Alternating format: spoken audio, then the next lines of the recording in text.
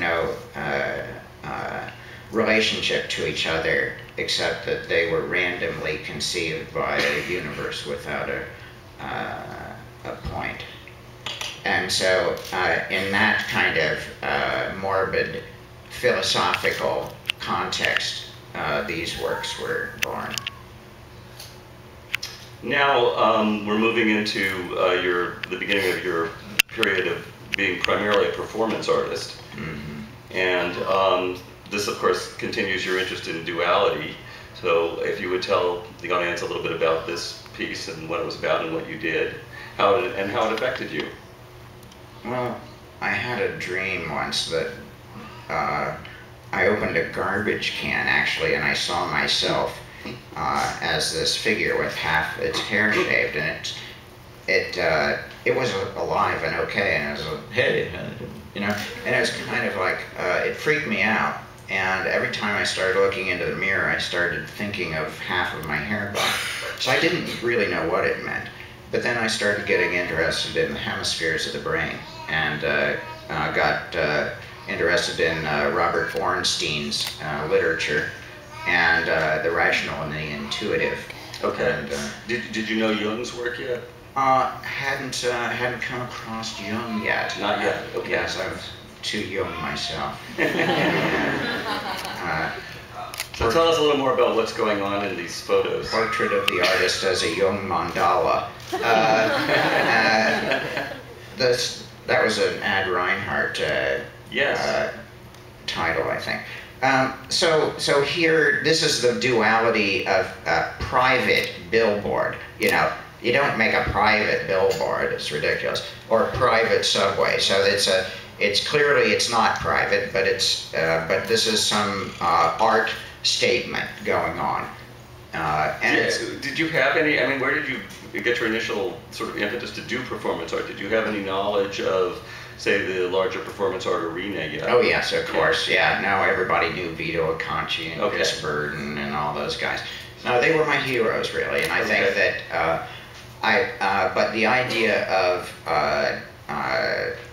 transgressing the boundary of the self, and to push oneself to confront your own fears and things like that. I think that was partially what was fueling the performances. They were kind of like rites of passage. So I did the half hair for half a year, you know. And when you rode the subway, though, I mean, how did people react to you? Well, you know, I mean, here, most people found it amusing, but these people did not, you know. Okay, so let's continue with your performance career here. Right. So, on to deeper polarities, and the North Magnetic Pole was something I studied when I was looking into polarities. And so the body is a magnet, but the Earth is a magnet. And all our compass needles point to the geomagnetic North Pole. And so I determined to travel to the North Magnetic Pole, and I found a curious phenomenon called polar wandering. And it's like, this is the thing that we depend on to get our bearings in life. This magnetic north, but it moves a few degrees every year.